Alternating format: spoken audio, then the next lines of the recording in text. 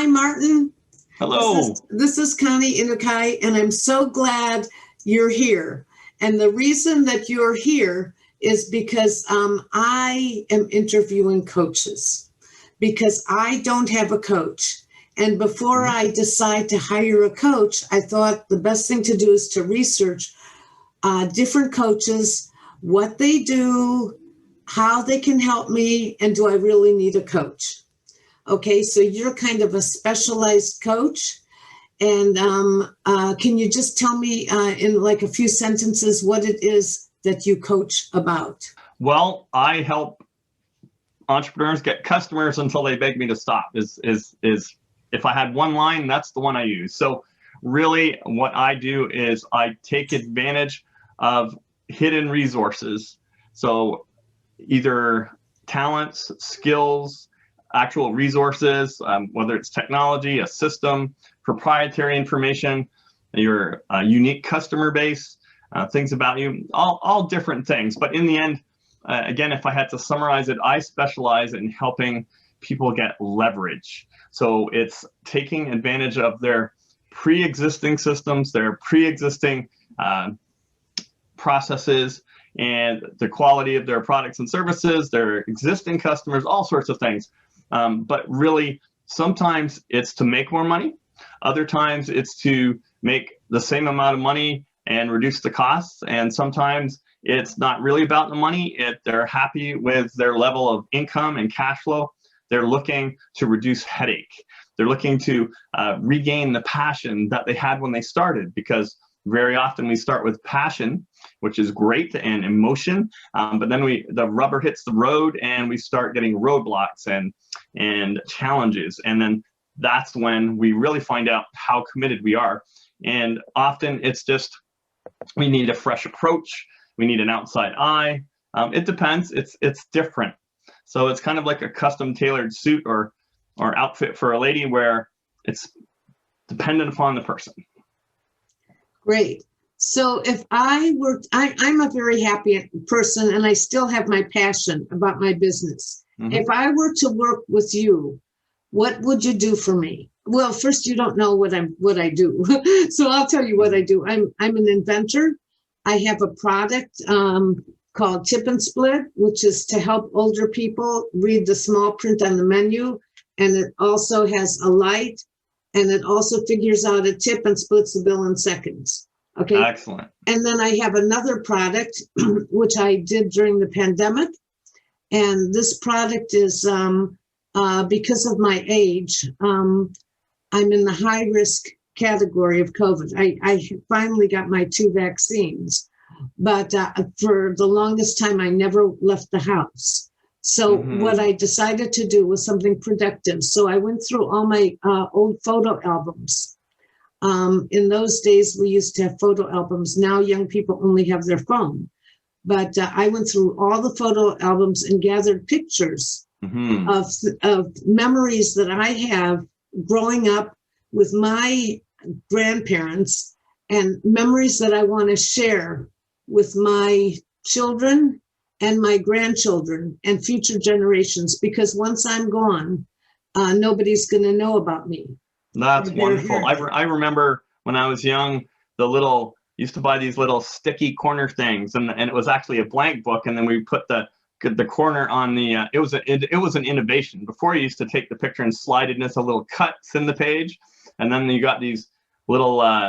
They were like stickers, so you could lick the back of them and stick them on the photo, and then stick them on the page. So it's amazing to see what goes on. We used to have plastic bags full of the envelopes from the film developers. You have to send in your film, and they sent it back. It was crazy. And because of COVID, so many people were isolated in nursing homes or just in their homes, and they couldn't get out.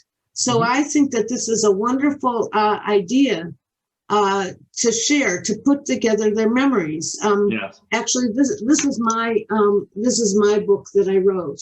And I want to show my grandkids that grandma used to be young once too. So I wrote my book based on pictures. Right. Here's one picture. And I say, do you see that car? Yeah. Oh, wait. The car? I saw it on the other page, yeah. Okay, that's my mommy and my sister and one of my brothers. I actually have 4. Wow. And I said, we were standing next to a Plymouth, I think. I was born in that Plymouth. Wow. My parents couldn't quite make it to the hospital. So I share so many stories about my life that nobody will know after I'm gone. Right. So it's really easy to make because it's pictures and captions.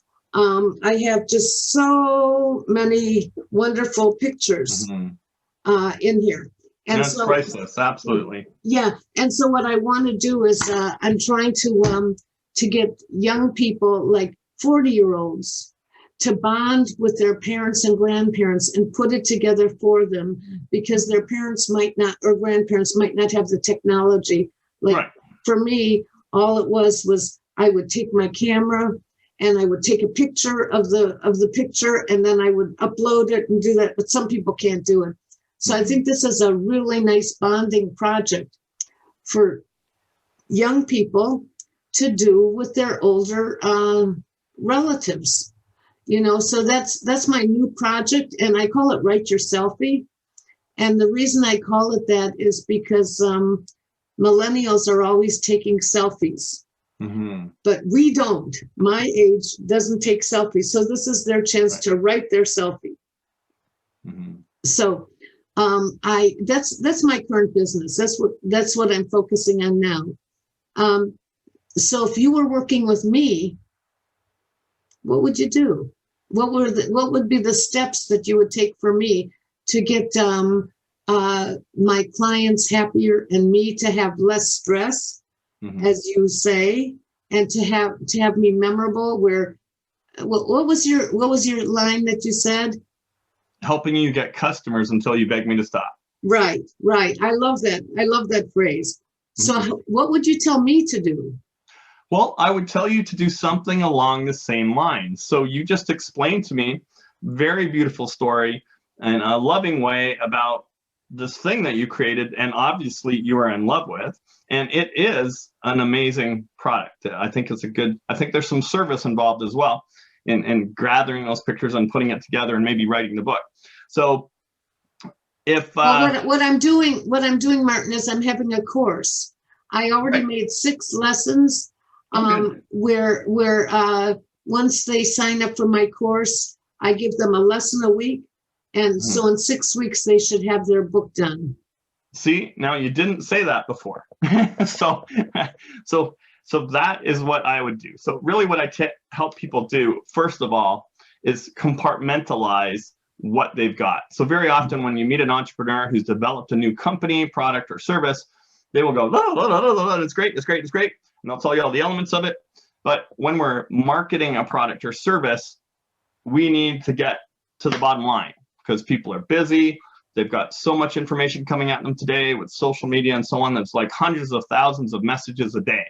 So they filter out information. So they will only recognize things that are currently important to them, top of mind, things like that. And they might not be thinking, write a selfie. How do I figure out what is write a selfie? What does that mean? Isn't a selfie a picture? So there's just, if it's confusing in the slightest, or certainly even more so, then they'll just go on to the next thing, right? So do you think I should change the name of my program? Well, not necessarily. You don't have to change the name of the product. You might use different marketing headlines.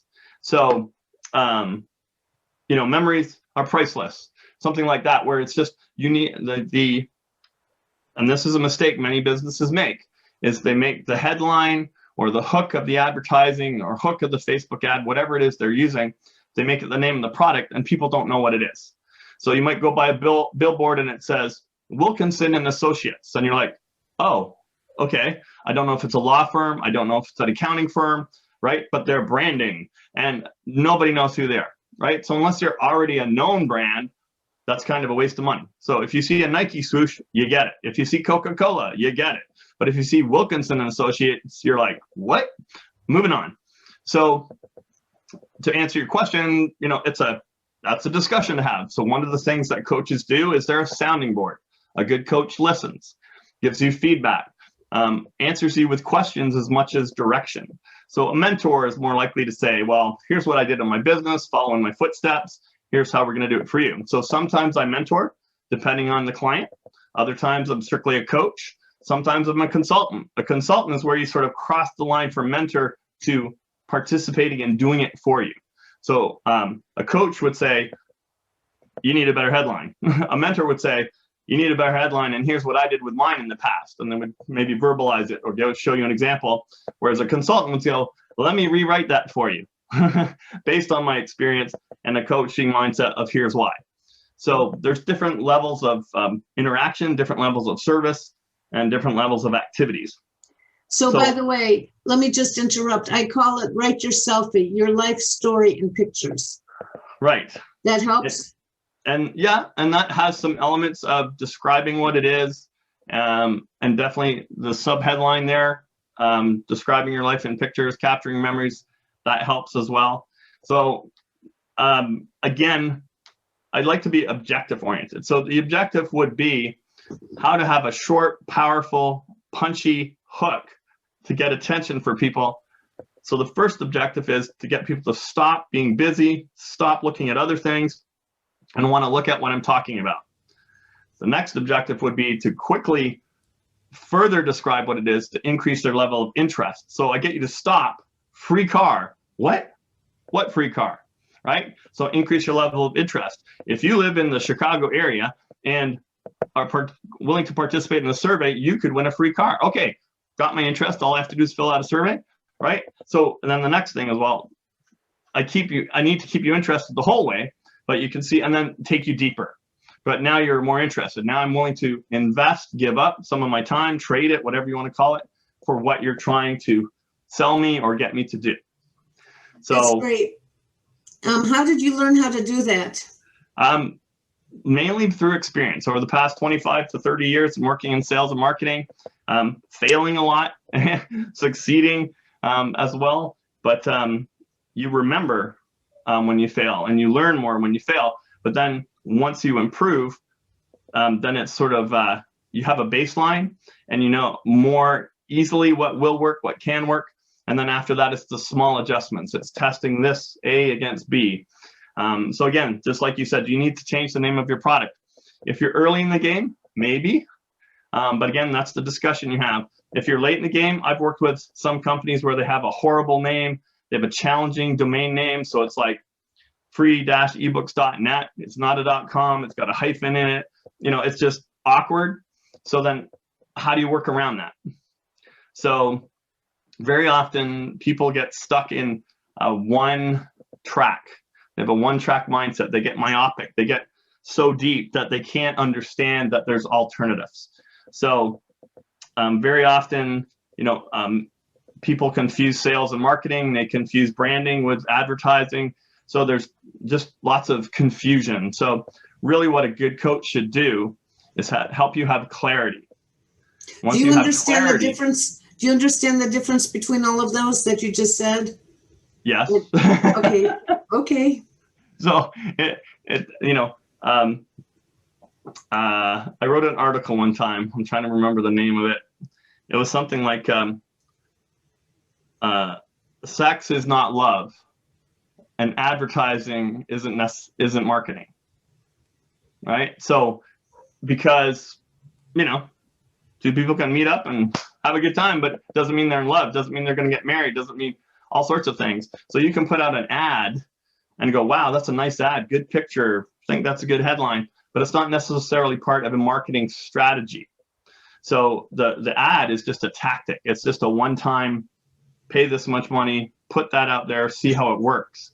But it's not part of a marketing strategy necessarily, where it's like, we want to become the #1 self-publishing photo book authorship training program for 40+ crowd, right? So once you have the strategy of the objective of the strategy, we want to become the best known book training company for midlife to seniors, whatever you want to call the age group, 40 and up. Then your ads would come from that. right? Then you would know where to put the ad. So sometimes, a fisherman goes fishing, he's got the right bait, but he doesn't put it at the right depth in the lake or in the ocean. So there's lots of different factors that fishermen know that at the mouth of a river where the bottom gets churned up, or where warm water meets cold water. So there's lots of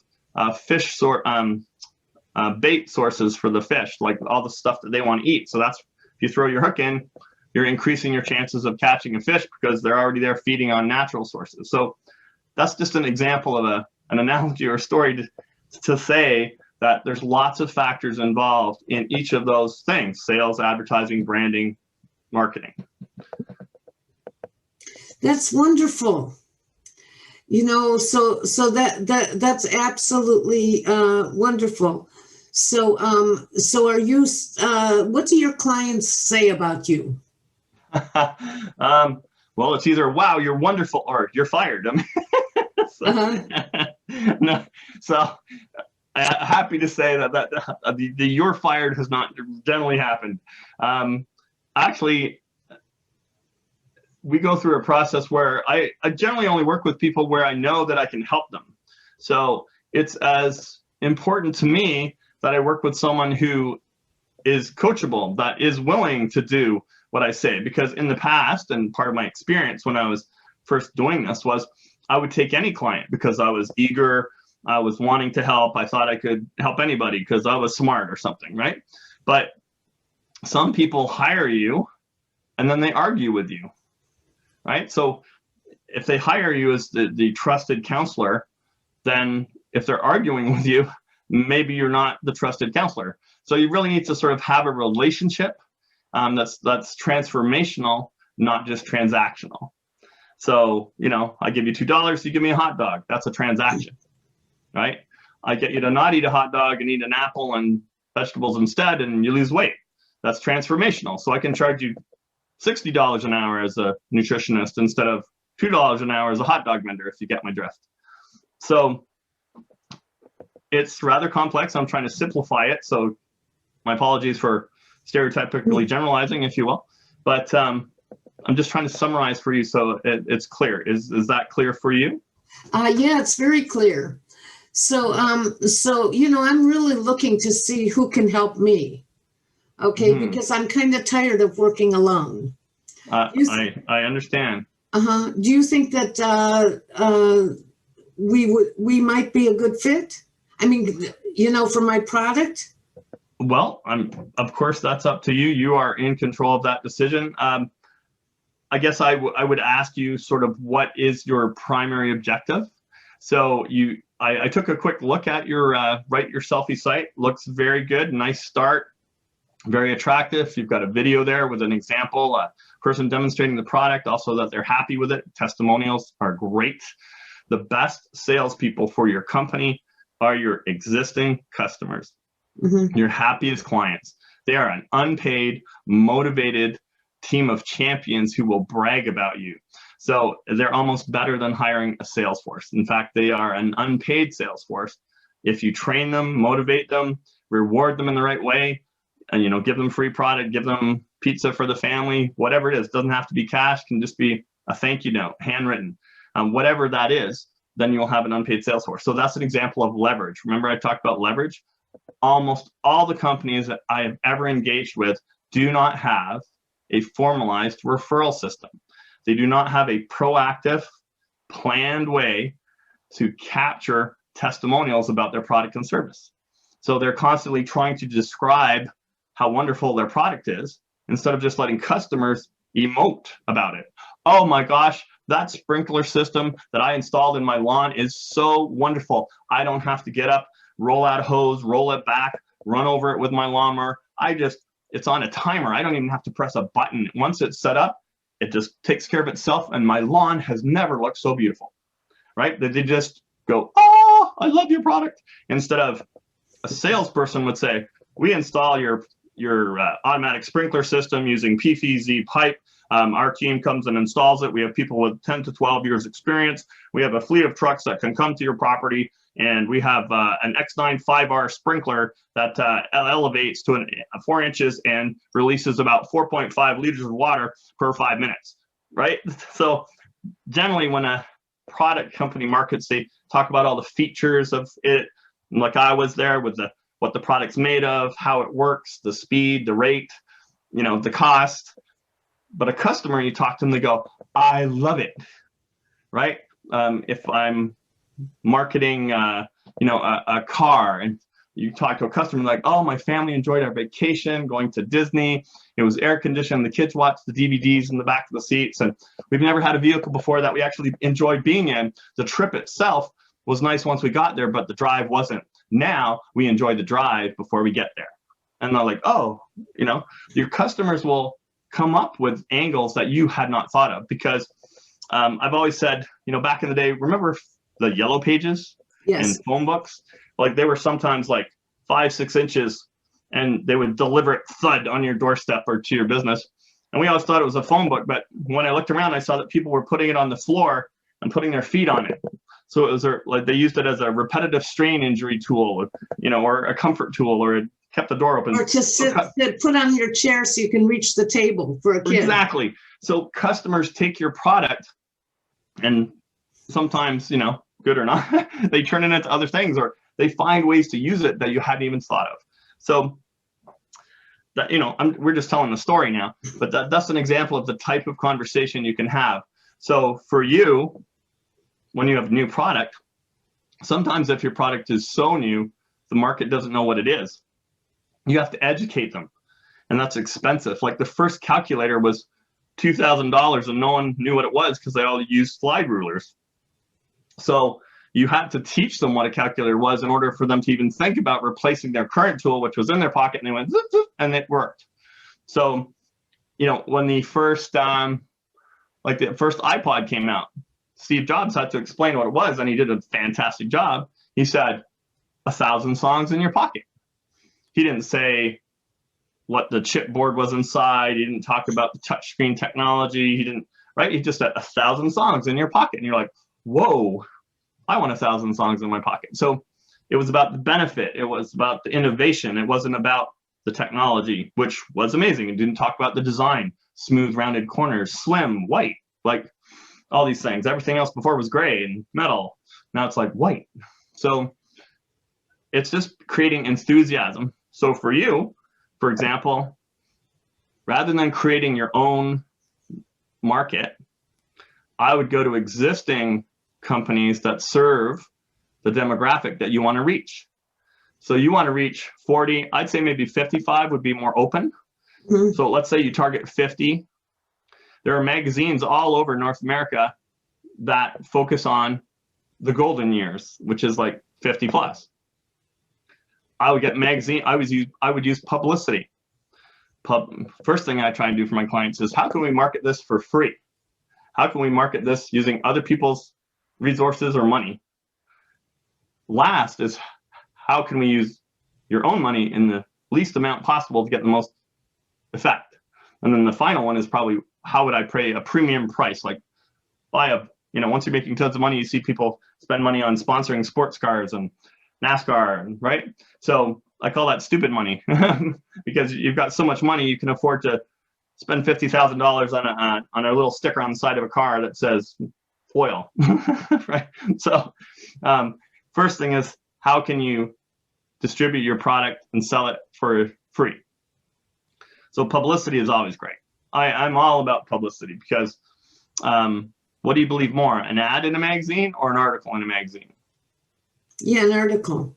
Yeah, or online, right? Could be a blog post, could be a referral, a recommendation, versus an ad. An ad is like our brain right away, because we're smart individuals in the media. We know that someone paid to try and influence me with that ad, versus someone I don't even know writes an article and I believe them.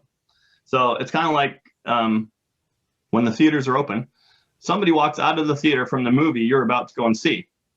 And you say, how was it? And they say, oh, it was excellent. You are going to love it. Hopefully don't tell you any spoilers. But it's like, maybe they're a serial killer who just got out of jail yesterday and their mind is warped and the movie is gross and scary. But we believe them because they're a human and then they respond. Or the person on the news who said, we did a consumer report on the Brest refrigerator, and out of these 4 models, this is the best. And they're like, well, that's the one we're going to go buy this weekend, honey. Again, very limited relationship, very limited time with that person, very limited understanding of the study they did, but we believe them because it's in the media. And you're seeing this going on right now. There's a lot of deception, a lot of stories being put out. Don't know what to believe. Good, bad, should I do it? Should I not do it? Is this true? Is it not true? Politicians, woo, who knows? So that's what I do. I help people find a way to do it free, find a way to do it more easily, find a way to do it with the least pain, the least investment. And then how do we make it work better and faster? How do we get people's attention? How do we explain the product in a concise, quick manner? And then how do we make it easy for them to get it? Well, you sound fantastic. This is very helpful to me. So, what kind of clients do you like to work with? Oh my, I enjoy people with personality, but from a business perspective, we're looking for someone who wants to go from good to great. Someone who has a positive attitude, is enthusiastic about what they're doing, has a desire to do better. Someone who's looking to go from good to great recognizes that it's not a weakness that they're looking for help. It's an element of being better, being sharper. That's so, really good thing to say. Mm-hmm. So a football team, for example, or a ladies volleyball team, whatever, they will have more than one coach. There's a head coach, but now we have defensive coaches, offensive coaches. We have therapists that deal with muscles and, making sure we don't get injuries, and physical trainers who do strength training. Now they're on teams, they have speed, like bursts of speed, like when they play football, they burst off the line. So it's gone that specific. So professionals at the top of their game know that you win a horse race by a nose. So they want that edge. So they're looking for the edge. That's the kind of customer I'm looking for, who's keen, who's already winning and wants to keep winning. And they're competing against themselves almost instead of against the market. Well, you sound absolutely fantastic, Martin. Is there some words? Are there some words of wisdom you would want to share to people listening to this? What they should be looking for in a coach? Sure. One of my favorites I'll share, and it's about simplicity. And what and a fine Southern gentleman, told me this when I was first getting into marketing, and I was learning a lot, and I wanted to try this and I wanted to try that, and let's do email and all those sorts of things as they were coming along. The World Wide Web wasn't there yet, wasn't invented yet when I started, but email was. We were just coming off these things called community boards. It was all typing and words, but as we were getting pictures and color, and it's just very exciting time. And there was different things we could do. We could do publicity, we could do advertising, we could do direct mail. It was just like, oh wow, blah, blah, blah, blah. I was just like the little dog running around the big dog, right? And like the big dog's just walking along because he's older and knows what he's doing. And the gentleman said to me, he said, son, the best way to dig a hole is with a shovel. And it's like, so often it's like, oh, I want to plant a tree in my garden. And we start getting complicated, right? Oh, do I need to rent a digger, a backhoe? Should I do it myself? Should I get someone? What soil? Like we just start going crazy. So that's why I really try and bring it down to the simplest level possible, because when it's simple, there's less moving parts that break. There's less to do, less action steps to take, and it's easier to figure out what's wrong. So you showed a picture of that beautiful Plymouth car.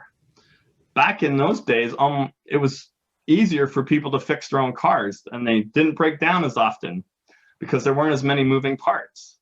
So now with the complexity of computers in our car, and you go into the mechanic now, he literally takes a computer and hooks it up to the computer of your car and says, what's wrong with it, right? We can't fix the carburetor ourselves now. So with simplicity, you can move faster, you can analyze things, you can change more quickly. So it's a very, again, strategic mindset, but doing one thing at a time. Because if you have a complex marketing system with And this happens. I deal with when I'm dealing with a larger corporation, let's say, they have so many ways for customers to find them, they can't measure it. If you ask a customer, how'd you hear about us now? They're like, I don't know. Was it Instagram? Was it Facebook? Was it a newspaper ad? Was it a magazine ad? If people still buy them? Like, they can't really measure the effectiveness of what they're doing as accurately because it's so complex. Versus if I did one campaign and I tagged that campaign. So you see this often where it's like, on television, let's say, it's like, call now, operators are standing by, and ask for, the selfie deal. So you help with campaigns. Sure. I mean, that's really how you should do anything is one campaign at a time. And you see this, even with someone as big as a McDonald's corporation, is like their actual USP, unique selling proposition, is billions served, because they serve billions of burgers around the world every year. And it's been that almost from the beginning, but they constantly change their campaign, right? So now it's like McCafe, and, they're going after younger people. It's millennial advertising, that sort of thing. But when I was younger, they had a clown, Ronald McDonald. They had Mayor McCheese. They had all these cartoon characters for years, and they played those commercials during the cartoons on Saturday morning. Well, now they're, more modern, and they have an app, and they send you deals on your app, like 2 can dine for $19.99 or whatever it is. So, you got to move with the times, but at the same time, the best way to dig a hole is with a shovel, even today. This is absolutely great.